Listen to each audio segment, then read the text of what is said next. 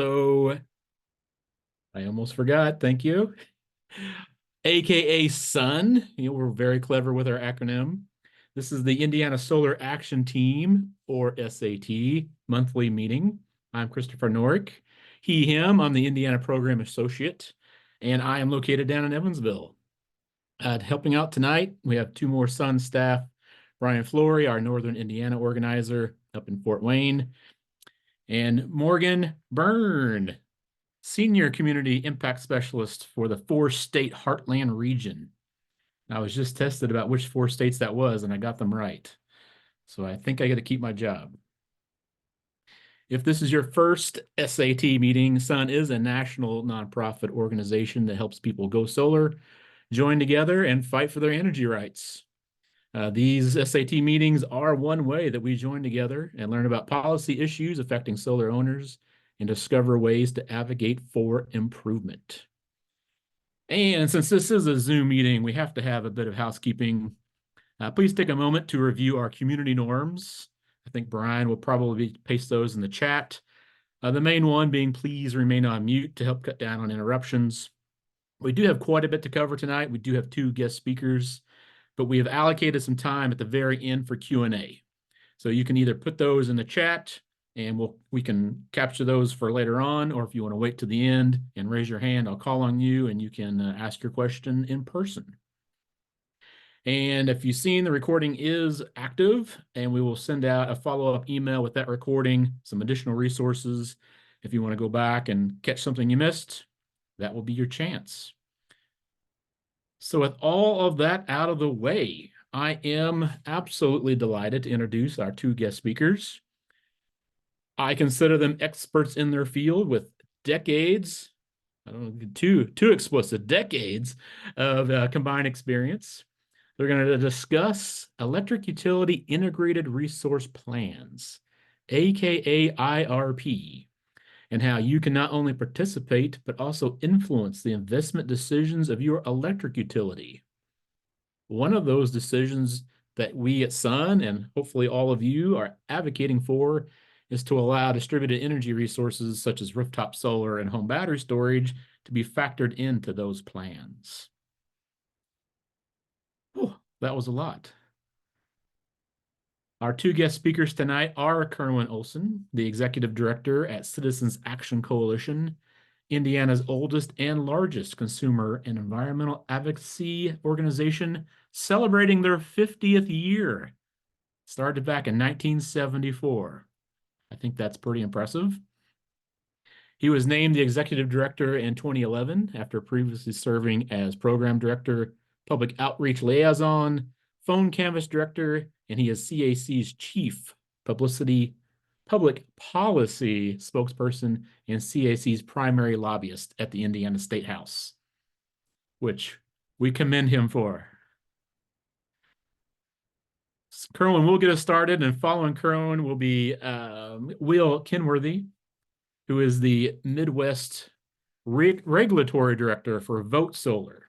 If you've not heard of Vote Solar, it's also a nonprofit policy advocacy organization with the mission of making solar more accessible and affordable across the United States. At Vote Solar, Will has been shaping policies to transition to equitable clean energy since 2018. His responsibilities include guiding regulatory interventions, offering expert witness testimony in electric utility regulatory proceedings, included integrated resource planning, which we're talking about tonight, distributed energy planning, distributed generation compensation and valuation, as well as rate cases. Will, you sound very, very busy. With that, I will turn it over to Kerwin to give us a little introduction to IRPs. Well, thanks for that, Chris. Can you see that? Looks good. Great. Yeah, I'm going to do my best to explain IRPs as quickly as I possibly can, and then turn it over to Will. So this is yeah, pretty high level overview of what an IRP is and how to get engaged. Yeah, just a little bit on CAC, which Chris already covered, but yeah, I just wanted to point out that 2014 does mark our 50th year of doing work in Indiana, and we're very, very proud that we're still around and going strong. All right, so I was charged with explaining what an IRP is. And at a high level, an IRP is integrated resource plan. It's a guide, as the utilities like to say, or a roadmap, which describes how the utility will meet their customers' electric needs for the next 20 years. Lots of utilities frequently call them a snapshot in time. They must be in the public interest. I put public interest in quotes because everybody can disagree on what is in the public interest. And they, of course, must be consistent with all federal, state, energy, and environmental policy. We'll talk more about all of this here in a minute, but it must consider the costs, risks, uncertainty. In Indiana, it should be understood that an IRP is an informal process. It is not legally binding, meaning that it's just something the utilities file uh, with the Indiana Utility Regulatory Commission. It's not a docketed proceeding. It's not something that the IURC accepts or rejects. And the utilities are largely in control of the process. However, that said, IRPs are important because they are used as a baseline or to inform utility filings, especially around the need to build new power plants, solar farms, wind farms, informs energy efficiency programs. So while it's informal, not legally binding, it is connected, in state law, in state statutes to utility filings in the future where they want to spend customer money and build resources. Who must file an IRP and when? IRPs must be filed every 3 years.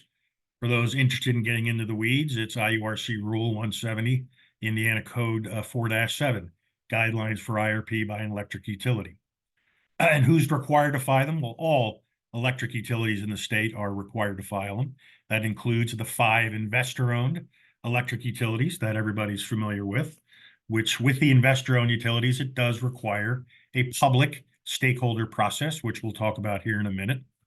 The municipals, through their agency, the Indiana Municipal Power Agency, also have to file IRPs, as do the RAMCs through their G&T companies. That's Hoosier Energy or Wabash Valley Power Alliance. They also have to file IRPs, but similar to municipals, those are exempt from stakeholder process, which means completely non-transparent and exempt from public participation. And just real quick about where we're at with respect to all of the utilities and their various IRP timelines. This is a busy year for IRPs. There will be 5 IRPs filed in 2024 at the IURC. Hoosier Energy on April 1st, Wabash Valley Power Authority on May 1st, and then November 1st of this year, the 3 investor-owned electric utilities, Duke, NIPSCO, Indiana Michigan Power, all are also scheduled to file IRPs. Duke has already had their first IRP stakeholder meeting, and their second one is scheduled for April 29th. NIPSCO just sent out an announcement about their first meeting, and still silence from I&M as with respect to when their stakeholder process may begin. The other 3 utilities required to file IRPs are not doing so this year. AES filed their last IRP in November of 2022, so we would expect that their next IRP will be due 2025, and then both IMPA and CenterPoint filed their IRPs last year, so we would expect that their IRP processes would be done in 2026. Now we're going to talk a little bit about what must be considered and what the inputs are into an IRP. The first step, and really one of the bigger steps, is the utility forecasting what their load will be for the next 20 years. And then, of course, the outcome of the IRP is how are they going to serve that load? And when they're considering what their load is going to be or how much electricity they're going to have to provide their customers, they have to consider all of their customer classes. That includes residential customers, commercial, industrial, municipal, agriculture as well. They have to Analyze what customer growth will be, what usage per customer is expected to be. They have to look at the economics as well with respect to that load. What kind of economic development and growth is occurring in their service territory? What is the impact of inflation? Or perhaps we might be forecasting a bit of an economic decline, in which case that might change their inputs as far as how much energy, how much load they will have on their system. As part of that load forecast, this is where um, uh, demand side management comes into play. Demand side management is a combination of the energy efficiency programs that utilities offer, as well as demand response programs that utilities offer. Just quickly, for those unfamiliar with what demand response may be, those would be things like air conditioner load management programs, where you agree to allow the utility to you shut off your thermostat for 15 minutes, 30 minutes, 45 minutes, whatever that arrangement may be, to avoid them having to buy really expensive power at moments of peak load. Another example of demand response would be interruptible contracts with large industrial customers, where they might, ask a large manufacturer to shut down one of their lines in their factory for 2 hours or 3 hours to avoid um, having to buy expensive power. Demand response, energy efficiency, otherwise known as DSM, are informed by what is known as a market potential study, which the utilities regularly do on about a 3-year time calendar, along with the IRPs, where they do a full survey of their service territory and what sort of potential exists within their service territory for efficiency, for demand response, appliance saturation, light bulb saturation, new technologies, that sort of thing. What's the availability of investments in demand side management in their service territory? Also, as part of a load forecast, this is what Will is going to talk a little bit about, is distributed energy resources. Primarily, we're talking about rooftop solar, customer-owned energy storage as well. What role does that play in load, and how do you factor in those sort of resources into the IRP study, which Will talk about? Some utilities just do that as a reduction in load. We've got X amount of rooftop solar in our service territory, would take that away from the amount of load that we have to serve, so on and so forth. But will go into detail on that issue. And then also a contemporary issue that's becoming a bigger issue really is electric vehicles, and how many electric vehicles are expected to be purchased in their service territory and charging on their networks. All of that has to be factored into what load the utility is going to have to serve. Lots of inputs also go into IRPs that they have to consider: costs, the costs of fuel. What's the price of coal, gas, oil, uranium going to look like over that 20-year timeline horizon? Commodity prices, the prices of emission allowances for their polluting power plants, commodities such as concrete, steel, aluminum, etc. The costs of resources, building or acquiring new resources, whether that be solar, wind, gas, whatever the case may be. Generally speaking, it's preferred that the cost assumptions around new resources, solar, wind, batteries, etc., are informed by what's known as an all-source RFP, or a request for proposal, rather than using sort of placeholder pricing for a lot of those resources, a lot of those power plants, etc. Why don't we do an RFP in our service territory for resources and see what today's market prices are? What will this cost us to acquire during this time period? And then also, when they're considering cost of resources, they're also looking at future regulations, future elections. What's tax subsidies, incentives are out there? What is policy going to look like? Carbon, of course, is a big issue in consideration. How do you consider carbon and sustainability in the context of an IRP for future planning? Then they, of course, also look at technology improvements, emerging technology, and of course, all utilities are part of a regional transmission organization, or RTO, like MISO or PJM. And what are the requirements that the utility has to meet as part of that RTO, and what are the capacity obligations that utility is going to have as well? So those are some of the inputs. And it's also, I put up there, much of this stuff is confidential. A lot of these cost projections, even some of these load projections and other things, most of that is confidential information Stakeholders can sign a non-disclosure agreement if you want access to that information, but you would have to sign an NDA to see behind a lot of those black boxes. Uh, regarding an IRP, the utilities create what are known as portfolios. That portfolio is the collection of resources that serve their customers. They generally have 4, 5, 6 different portfolios that they come up with. Things like no early retirements for any of our power plants, or they might say, we're going to retire this power plant in 28, this power plant in 2030. We're going to go all clean energy. They'll have a variety of portfolios that they create that they then also create scenarios that they apply to those portfolios when they run them through those models. Those various scenarios generally are things like lots of environmental regulation, 100% decarbonization, or on the opposite spectrum, no environmental regulation, no new regulations, no new laws. And also scenarios could be based on fuel prices, high fuel prices, low fuel prices, those sort of things.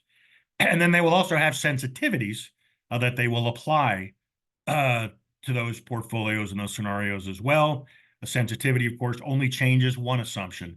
For example, only one assumption around gas prices or one assumption around solar capital costs or things like that. And they see how all of these various portfolios perform under all of these various scenarios with these sensitivities included. And then we have a newcomer to the field of considerations for utilities in their IRP. And that's what's known as the 5 pillars, if you will, or Indiana's new energy policy that I know most folks on this call are probably familiar with. That's House Enrolled Act 1007 from 2022, where we created these 5 pillars of environmental sustainability, affordability, stability, resiliency, and reliability. And all of those 5 pillars, if you will, need to be quote unquote considered in a utilities IRP planning process. And then I included this last bullet because that's an important term to understand. All of these portfolios, after they've run them through these various scenarios and sensitivities, will produce what's known as a PVRR, or present value revenue requirement. That PVRR is the total cost of that portfolio, how much that portfolio will cost the customer base over that 20-year timeline. And so PVRR is the primary metric that is used to ascertain affordability, if you will, or there's a whole lot more that goes in affordability than just that. But it's preferred that a lower PVRR is the chosen portfolio, not necessarily the lowest, but a low PVRR relative to all of the other risks and uncertainties that they have to consider. And there's lots of opportunities for stakeholders to engage. For the 5 investor-owned utilities, they have a public stakeholder process. They have to have at least 3 public meetings. Most of the utilities have at least 4, and some have had as many as 5 or 6. Those meetings now are hybrid. You can attend those in person. You can attend those virtually. Those meetings can be very dry, can be very dull, depending on what topics they're discussing. But that's an opportunity to participate, to hear, listen, learn, also comment and ask questions. Utilities are required to produce the agenda and the material 7 days prior to the meeting. They don't always do that, but that's generally the goal. The public is allowed to request relevant agenda items, request time to speak, make a presentation. After each meeting, CAC and many others file our comments about that meeting with questions and concerns and suggestions. And then also, as part of the IRP rule, utilities must, within 15 days of every stakeholder meeting, publish the minutes from those meetings on the utilities' websites. After the utility files the IRP, public has a chance to file comments. You've got 90 days from the date of the filing to make those written comments, which gives the public plenty of time to read the IRPs, which can be very exhaustive documents, hundreds and hundreds of pages. After the utility files an IRP, the draft director or the director of planning for the IURC issues what's known as the draft director's report, or their comments on that IRP, of which the public also has an opportunity to comment on the draft director's report as well within 3 days of when they've published that. And then the last thing, as far as the IRPs go in participation, once a year, the IURC has what's known as an IRP Contemporary Issues Conference. where relevant topics and speakers are presented and speak at those meetings. And you can also have an opportunity to engage with the commission, engage with stakeholders, ask questions and comments. And I would encourage folks who are able to attend that IRP Contemporary Issues Conference, either virtually or in person, as there's lots of relevant topics and lots of folks to meet and talk with. And quickly, just some resources. CAC has an IRP page that follows all of the utilities. We try to do our best to keep that current with current registration links, links to relevant documents, etc. But we do have an IRP on our website. IURC has an IRP page as well that shows all of the utilities, lists all the utilities, posts all public comments and utility IRP documents, an excellent resource to follow along. And then I also included the link to the IURC contemporary issues. They do record those, put those online. You can view those in perpetuity. They don't take those away. And they also provide all the documents and presentations that are provided there. And that's it, Chris. I'll stop there. I know that was a lot in a short period of time, but IRPs are pretty dense, and I did my best to try to summarize everything and tee it up for Will to talk about distributed resources. That was outstanding. And I don't think I actually thanked folks for attending what has turned out to be a pretty decent spring day to learn about this topic, because this is not a light topic that we're talking about tonight. We did get several questions in the chat, but I think we're still going to hold those until the end. I think we'll have enough time to do Q&A at the end.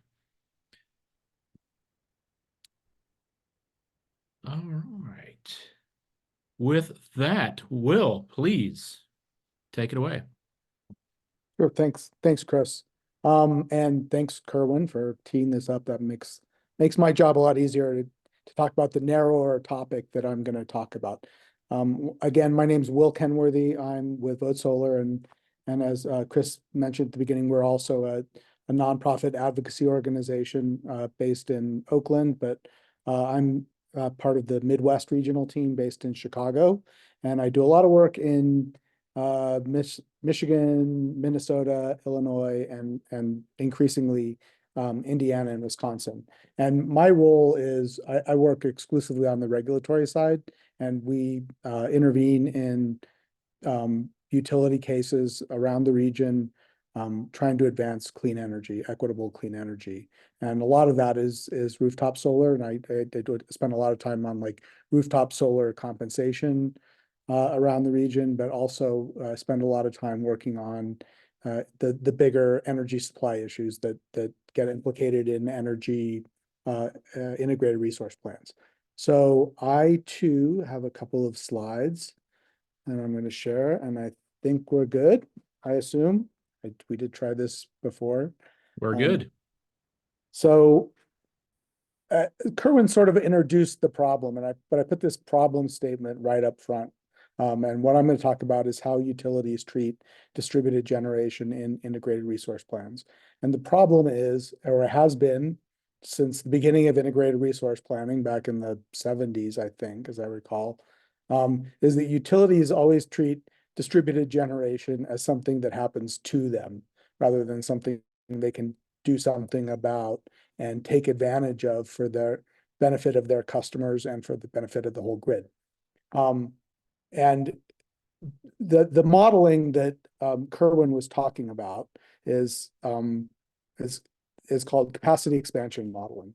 And basically in capacity expansion, and I'm going to talk a little bit about how these models work in the next couple of slides, but just as a problem statement here is that the capacity expansion modeling that the utilities are working to, Kerwin mentioned the present value of revenue requirements, which is the cost to the utility of any given measure or action that they would take in the plan as the model input. That's one of the fundamental model inputs, is what are all the things that they can do and how much does it cost in capital and operating maintenance costs.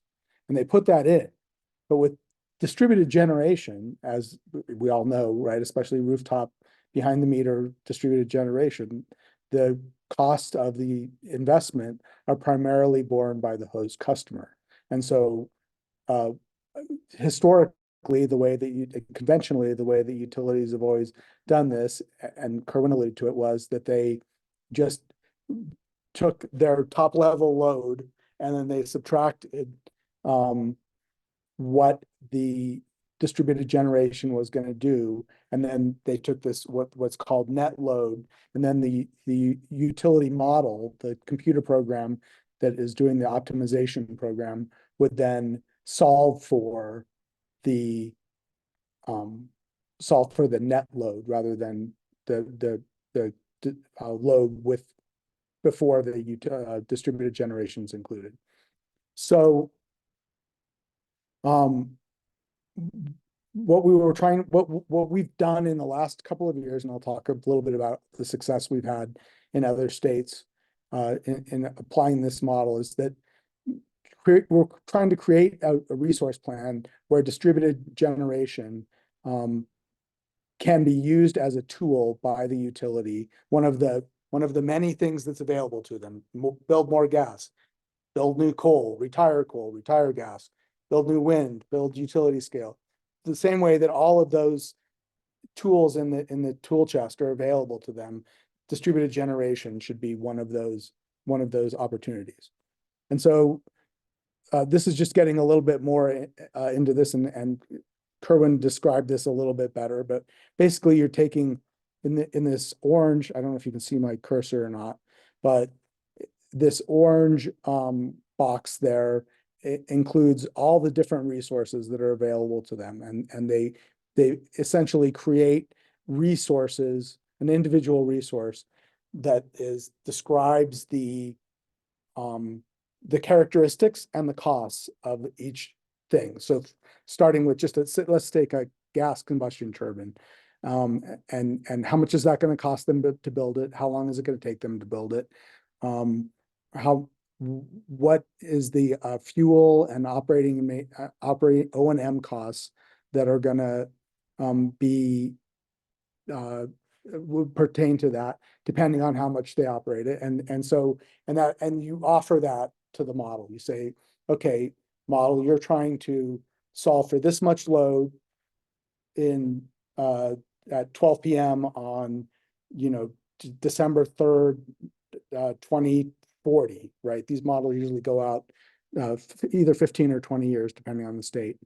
And for every hour of that entire period, what is the optimal mix of resources that you need to provide reliable, safe, and affordable power for your customers for over the 15 or 20-year term. And so all these supply options go in there. And then on the other side, that's sort of on the supply side of the mix. You also have the load forecast, fuel price forecast, and operating constraints. So, how's the weather going to change? What are environmental factors are going to change? How's environmental regulation going to change? Is there going to be a CO2 price in coming years? All of that stuff, all of that is fed into these massive programs called capacity expansion models, and they solve for that. And as you see, this is sort of the conventional way that this works, where distributed generations is a decrement to load. And what we're trying to change is to use distributed generation as a resource. And you see I move the distributed generation up into that orange box there. And that is the goal. And that's what we're working on in Indiana right now. And it hasn't been done in Indiana before, but we're trying to do it. And the way that we do that is by, actually, I'm going to skip this slide because it doesn't, we're going to come back to it. What you need to do is you need two things to create this model so that it can be offered to the capacity expansion model the same way as a gas plant or a new utility scale solar plant. And what you need to do is you need to come up with a solar adoption curve. And so what we did is we said, okay, the customer who is installing distributed generation is basically paying for all of the cost. So we're not going to include that cost in the utilities costs in the model that we're offering. What we're going to include is an incentive. And so we say, what if there was a $10 a megawatt hour incentive? How much additional distributed generation would you expect to be adopted in the utility service territory in the year that they offered that? And just, it's couched in dollars per megawatt hour because that's the way those that electric utilities planning is couched in. But what that translates to is essentially a 10 cent per kilowatt hour incentive. So if we said, okay, we're going to give a 10 cent per kilowatt, yeah, a $10 a 10 cent per kilowatt hour incentive, or a $20. No, actually, I take that back. It's not 10 cents. It's a cent. It's a penny per kilowatt hour. 1 penny per kilowatt hour, 2 pennies per kilowatt hour, 3 pennies per kilowatt hour incentive. If you add that, if the utility paid the customer a rebate or some sort of upfront incentive, that's something that we would need to work out. How much additional distributed generation would you expect to see adopted? And then once you have that adoption curve, and there, I'm going to talk a little bit about it. And my colleague Baratha Tan is on the line here too, and he's the genius who is running the models that we are running to do this in other states. But I have a bullet on there that there are different models for estimating this distributed generation adoption, and the one that we've used in other states is by the National Renewable Energy Laboratory in Boulder or Golden, Colorado. And there is a model they have called the DGen model, and it is a real kludge, but it gives you a pretty good estimate of, by changing the economics that customers are seeing, how much additional distributed generation would you see adopted. And so by creating this model and coming up with this, so I'm going to go back to here, with this incentive of this relationship between the incentive and the DG adoption, then we have everything we need to offer it to the model on the supply side. And then the other part of the model that we need is just the resource shape, and that's just like, what is your distributed generation doing? And everyone knows sort of what that looks like on a daily basis for solar. Starts in the morning, gets higher in the afternoon, and drops off. And so you need to offer that resource shape as the amount of generation that you get by paying for it with this incentive. So we've pulled this together, and I'm going to work backwards here because the model has the punchlines at the bottom. But most recently we used this in the DTE Energy IRP in Michigan, and right before that we used it in the Consumers Energy IRP in Michigan. Both of those cases were settled. These are contested cases in these cases, and so they're much more formal than the process that's used in Indiana. There's testimony, cross-examination, briefs. So it's a real lift to be able to participate in these. And so we've done it in those two cases. Those cases were settled, and we ended up with commitment. At the end of this, there's an appendix, and I will include these slides, and Chris can circulate them. But that includes in the settlement agreements what the utilities agreed to do in their next IRPs. But the one before that, and our pilot on this whole experience, was with Xcel Energy in Minnesota, where we offered this DG as a resource model in their 2019 IRP. That IRP ended up being the extended DISCO version of what an IRP can do, because that actually didn't conclude until 2022. But when they concluded it, that did conclude with a commission decision in the case. And one of the decision points was that Xcel would do the modeling basically the way that we suggested it. And glory be, they filed their IRP in February, and I think they actually did it right. We're still getting into it, but they actually sort of did it right. They created distributed generation bundles that they offered to the capacity expansion model, and ended up in their the model ended up selecting these DG bundles, a large number of them, especially in the early years, so that we would expect, tens of megawatts additional adoption if these incentives were actually offered. And the utility actually included that. What the way that these processes work is they come up with a bunch of what they call candidate portfolios, and then they say, okay, these are all economically efficient, optimal portfolios, but they have different characteristics. Some have different costs. They have different social cost of carbon is included in Minnesota. There's utility risk. There's how much energy they might be buying from out of state. So all these things get factored in after the capacity expansion model with the candidate portfolios. And they select a preferred portfolio, which is their plan that they're going to proceed with for the next 5 years. And Excel actually selected the bundles that were offered in their preferred plan. So that was kind of a magnificent, stick with it for long enough, and eventually the right way will proceed.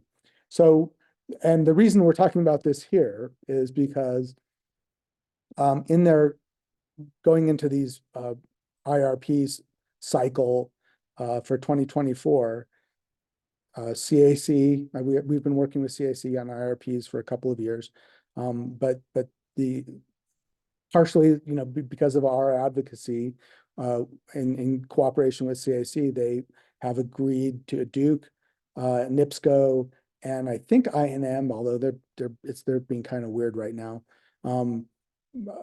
have agreed to include distributed generation, treating distributed generation the way that similar to the way that we're talking about here, and creating bundles where you could incentivize adoption. And Duke is actually proceeding on that course right now, and we're working. And so we partnered with CAC and Sun, and we are following those closely, and we're very hopeful that at least one of the utilities is going to do it right. I think Duke has a good chance of doing it right. So we're excited about that. So thank you.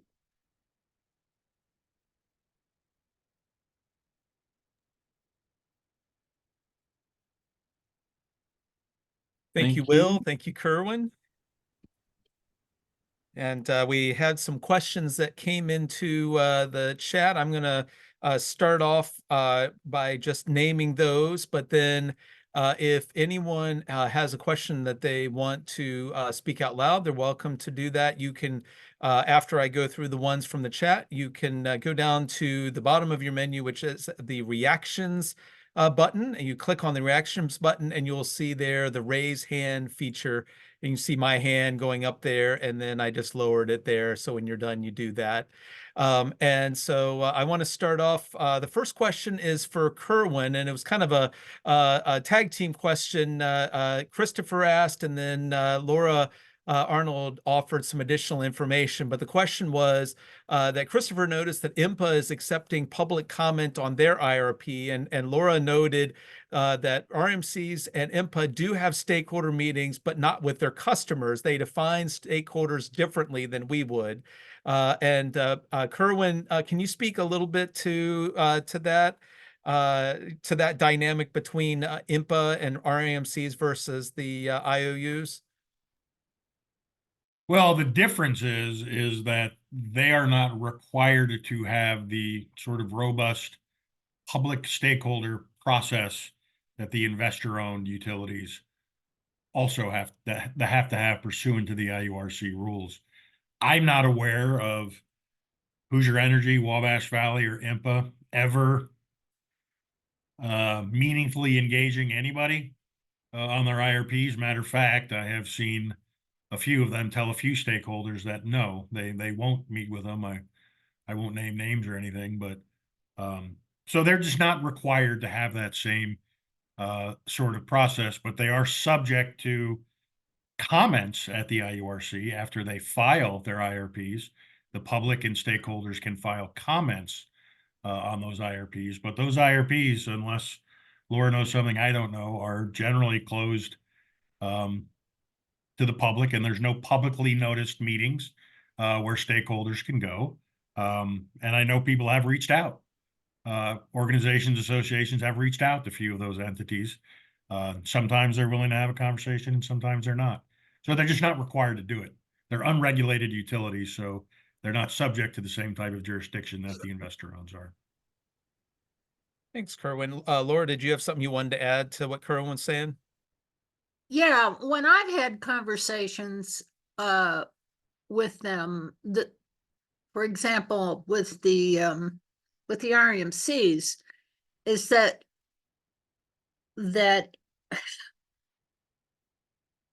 their members are the individual RMCs, and therefore they involve somehow those entities in their in the process. And the same thing with IMPA.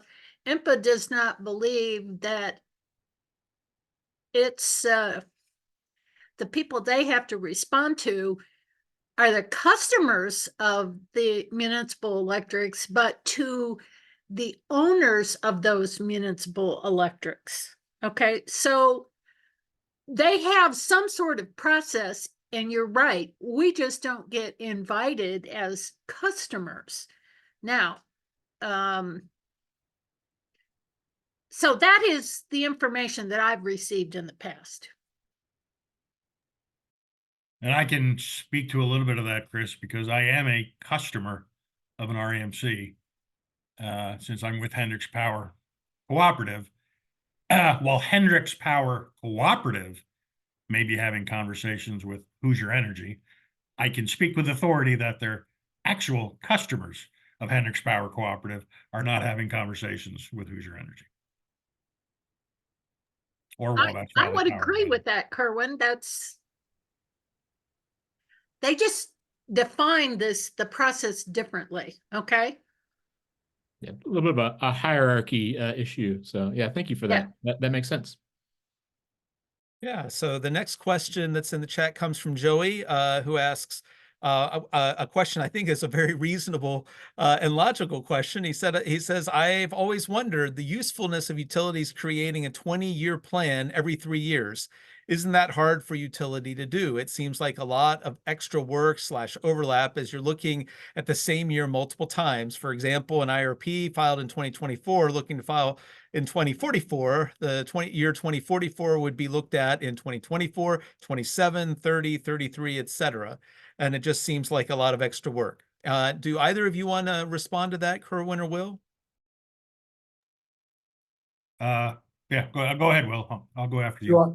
I mean, these are big decisions, right? These plans are, we're talking, the NPV-RRs for a big utility is like so the net present value of revenue requirements. So the costs for the utilities are billions and billions of dollars in the tens of billions of dollars. Right. So these are big investments that they're making. And things are changing fast in the industry. When I first started working on this, for utility scale solar and wind, that was always sort of a niche product, right? And like something that utilities would throw in every once in a while because they had to meet, low renewable portfolio standards, and so they were trying to get to 5 or 10% of renewables for state policies, and the renewables cost more than conventional fossil generation. That's flipped. And right, what you saw in actually NIPSCO was the first one in the region where in 2019 they introduced a plan that was we're going to retire coal and gas, not gas really. We're going to retire coal and replace it with a whole bunch of renewables. Now they backslid a little bit on that in the one that they most recently filed, and with a gas plant application that they have currently pending. But they found that renewables were the cheaper alternative. And so and they were the first ones.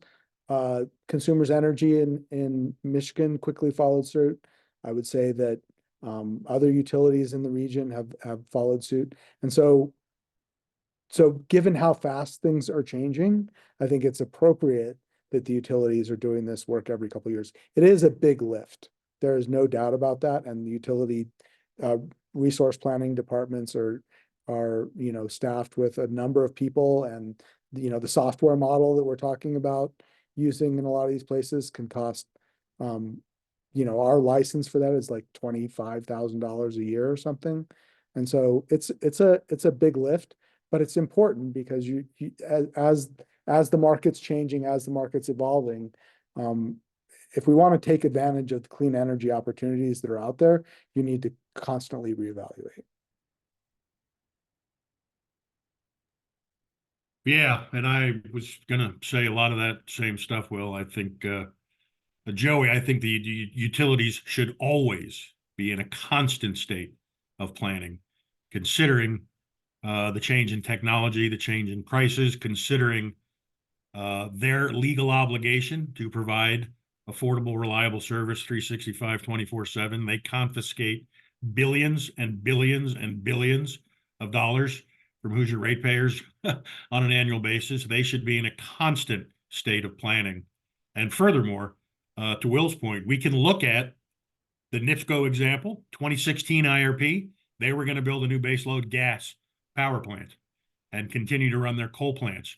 They decided, you know what, we're going to take another look under the hood before we file that. And then, as Will said, November 2018, they filed the shot around the world. Guess what? No gas plant.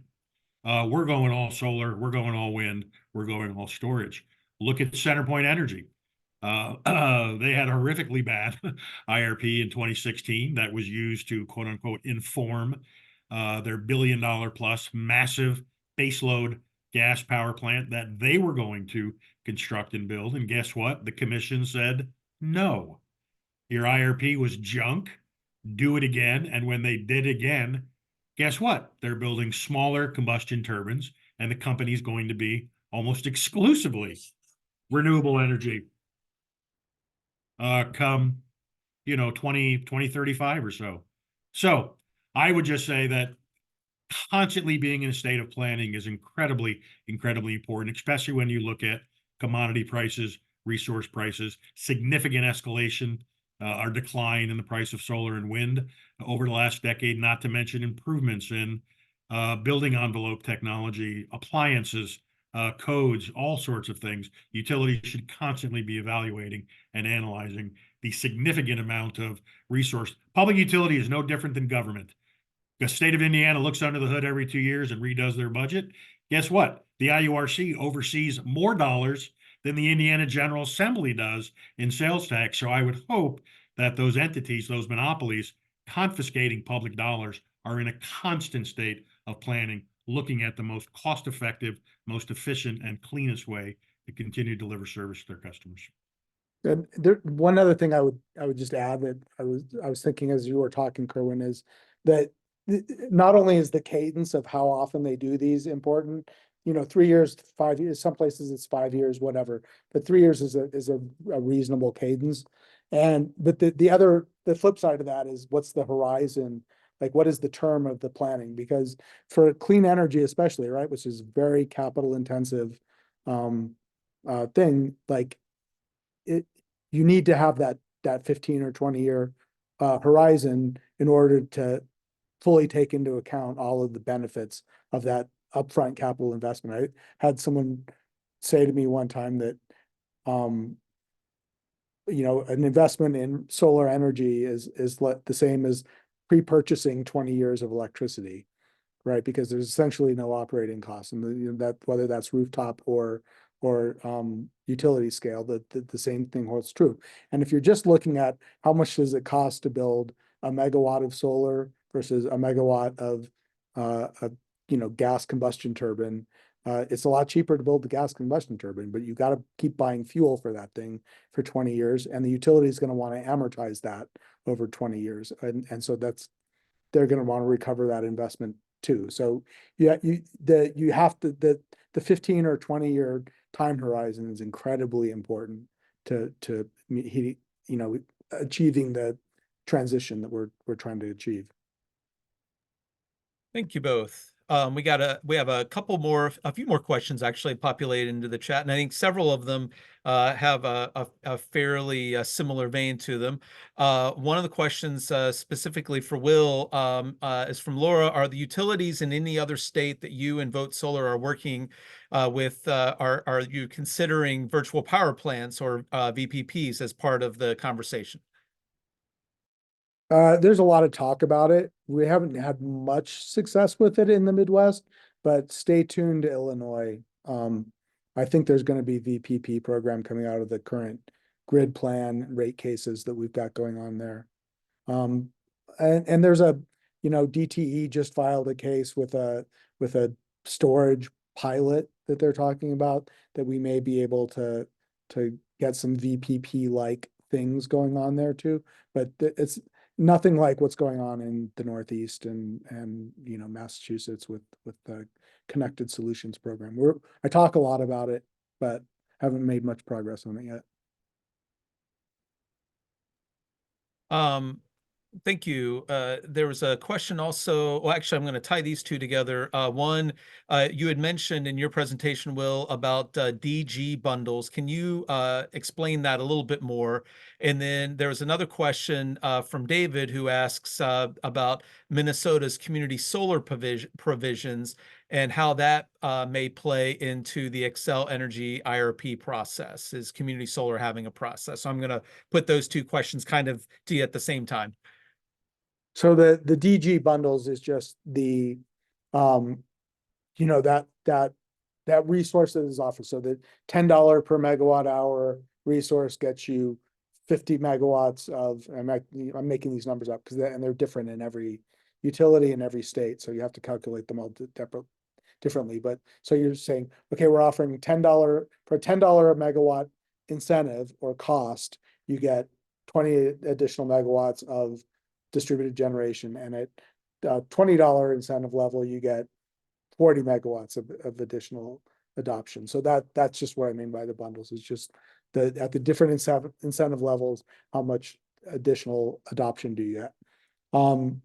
Community solar in Xcel was a point of contention in the last IRP because they essentially flatlined the program in their assumptions in their opening case, but we didn't have, and the thing they had done is because the way that that's compensated in Minnesota, it happens all on the rate design and rate side of the thing, and it's not included in the resource plan at all. So essentially what they did is they made an assumption about how much additional community solar would be built, and they offered it at no cost, just assuming that was going to be like sort of an exogenous thing that was going to happen that they didn't have any control over, so they weren't going to do anything about it. They essentially treated it the same way in the new IRP that they just filed, but last year Minnesota passed a new law and they reformed the community solar program and put some more concrete targets in there. And so that's included in their current thing at the levels that are approved in the legislation. So it's not being offered to the model. It's not being selected or offered. It's being hard coded into the portfolio that the utility is going to get. Thanks, Will. There's a couple of Duke energy related questions. I'm going to couple those together and would invite either of you to respond. The first question is, will Duke release their RFP results? And then and that's from Susan. And then the second is from Christina. With Duke and other IOUs already working on including DG as a resource instead of cost, if I understood that correctly, can we expect that to show in the current IRP? Is it still important for us to advocate for it?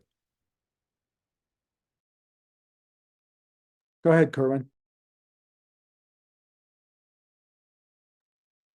Well, questions about Duke. Will Duke share their RFP results? Well, we're struggling getting them to share any results with us, and we have non-disclosure agreements and other confidentiality agreements. So I can't really answer that question. We would hope at a minimum that they would provide a public summary of those. I mean, at a minimum, utilities should be required to say, we got, 6 bids for wind. Here's the average cost. We got 9 bids for solar PPAs, 10 bids for solar plus storage, a couple of gas, and at least show not who the bidder was, not what each individual bid was, but at a minimum, just show a summary in the aggregate um, around the IRP. So that was a long way to say I have no idea whether or not Duke will share those or not, and they are, to say the least, stubborn. Stubborn. I'm being kind. They're stubborn. And I think the other one was on DG. Will, I know you and Broth are working with, Duke on DG modeling stuff. So if you want to take that as far as where Duke's at in that process. So they're doing the DG adoption model as sort of as part of their market potential study. And so CAC has a team of experts who work on the market potential studies who are super good. And I and Baratha and Zach from Sun are trying to follow along on the DG part of that, just like that discrete part of the market potential study. Where they are is that the consultants that they're using is a company called Resource Innovations, and they have a model. A guy who used to work at NREL back a decade ago or something started developing his own DG adoption model, and so Duke's consultant Resource Innovations is using their own DG adoption model to come up with this. We have seen some demonstrations of like what Spider looks like, which is the name of the model that Resource Innovations is using. And but they haven't shared any results with us yet. So we're actually sort of waiting to see how that goes. I do think that it seems like they're taking the right approach. But we'll have to see it. It looks like a very sophisticated, credible model. That's the thing that we really need to have here is a credible DG adoption model, so that the utility is making plans to serve their customers, and if they say, okay, we're going to do this incentive and we need 50 megawatts of solar to show up for this price, and it doesn't show up, then the utility has a problem. And so, I mean, this is the same problem that energy efficiency has been working on for decades. Energy efficiency's got a good lead on us, and they have very sophisticated adoption models, and that's what the market potential studies are all about. And we're just trying to sort of apply that same thinking to distributed generation now. And I do think I think we're gonna have some success with it. Thanks, Will. Go ahead, Christopher. Yeah, I just want to say that we are at the top of the hour. So if anybody needs to drop off, you are perfectly welcome to. We will be sending out slides and the recording and some additional resources. But Will and Kerwin, if you can stick on for a few more minutes, I think we only have just a couple more questions to get through if you're available. Sure. Yeah, just 2 more questions here. One, I'm gonna, since it kind of ties into our most recent part of our conversation, is from Laura asking Kerwin, do we need the IRC to do a rulemaking or to revise or amend the IRP process to be more DG and renewable friendly? Oh, I mean, I think it's yes. I mean, absolutely. There's lots of changes we'd like to see to the IRP, but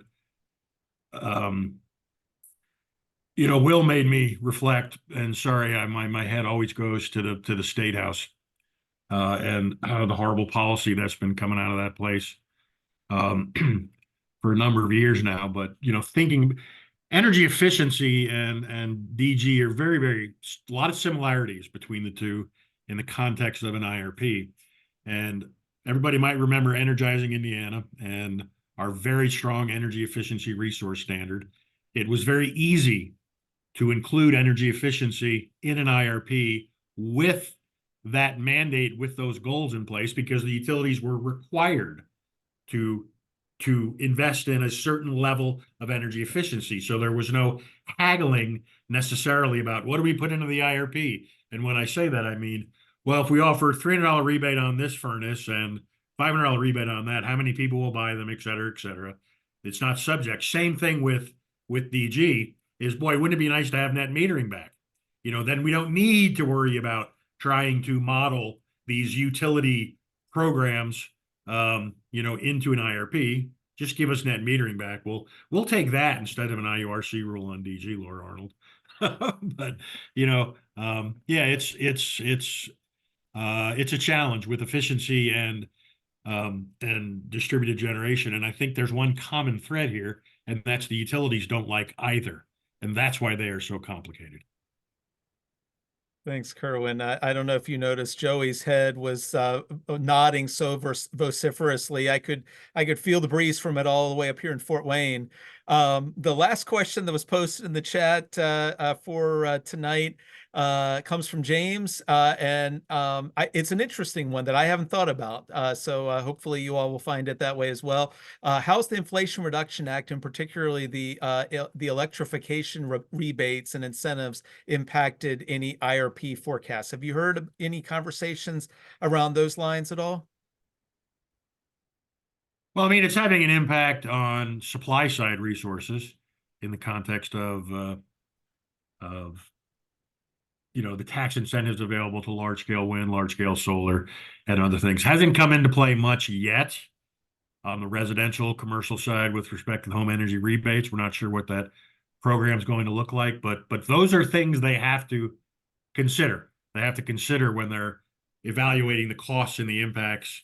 They've got to look at what's the current federal state policy guidelines, what are the current tax incentives, subsidies, tax policy out there. So yeah, those things are being factored in. Unfortunately, it does take people like CAC and Sun and Vote Solar and many of my other colleagues I see on this call tonight to push the utilities to make sure that they are adequately considering those and incorporating those into the IRPs. But they're required to do so. And to the commission's credit, they do pester the utilities about, have you looked at this program? Have you looked at that program? Sort of thing. So we don't let them get away with it. Will, anything to add on that? No, Kerwin said it all. Excellent. Well, thank you both. Christopher, I'm going to pass it back to you, but Will and Kerwin, thanks for addressing all those questions. We really appreciate it. Sure. You're welcome. Yeah, thanks for having me. Yeah, you're welcome. I think it was pretty obvious that I wasn't kidding around when I said true experts in their fields. That was absolutely outstanding. Labeling that as a 101 short sold that a lot. That was at least a 301 class. That was just absolutely amazing. And we are continuing to advocate on the Duke case. It was already mentioned that NIPSCO is coming up. One date has already been chosen for that. I think it was April 23rd. Does that sound correct? Somewhere in there. I'm getting a thumbs up from Brian. I will be sending out messaging tips for that one, just like we did Duke, to advocate exactly what we were talking about tonight. You know, DG Solar in these IRP plans. Oh, Laura, go ahead. I see your hands up. I would strongly recommend attending the upcoming NIPSCO IRP meeting that will be hosted at Fair Oaks Farms.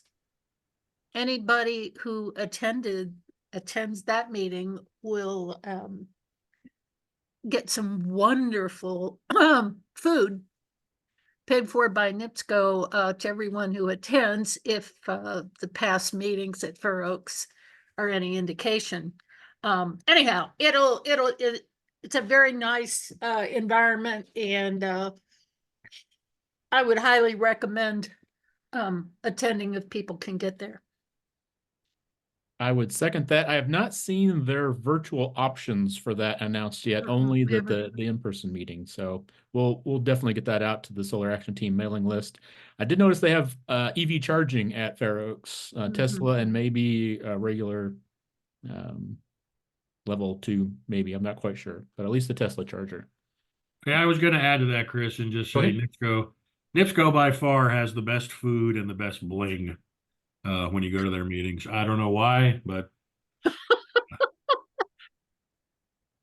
unfortunately, yes, Laura, it's all paid for by NIPSCO, but ultimately it's paid for by NIPSCO customers. So thank you to NIPSCO ratepayers for feeding everybody well during those meetings. Maybe Allison had something to do with it. I think they're going to have all their meetings at Fair Oaks. That's what they've indicated to us. Oh, that's wonderful. Laura, does that include Fair Oaks ice cream? They have the best ice cream. Yeah. God, I'm there. Yes, they give you a little card to get free ice cream after when the meeting's over. Yeah. I mean, yeah, it's just it's a friendlier environment as a result of being at Fair Oaks. More congenial, I would add. Hey, they've bought me. Thanks.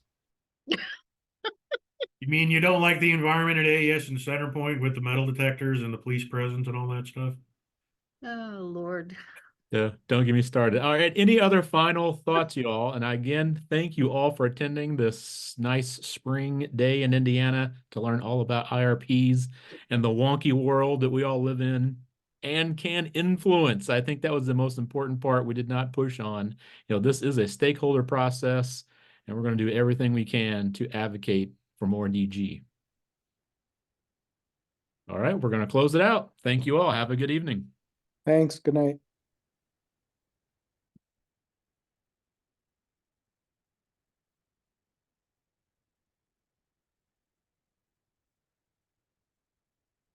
I'm afraid to push the stop record button.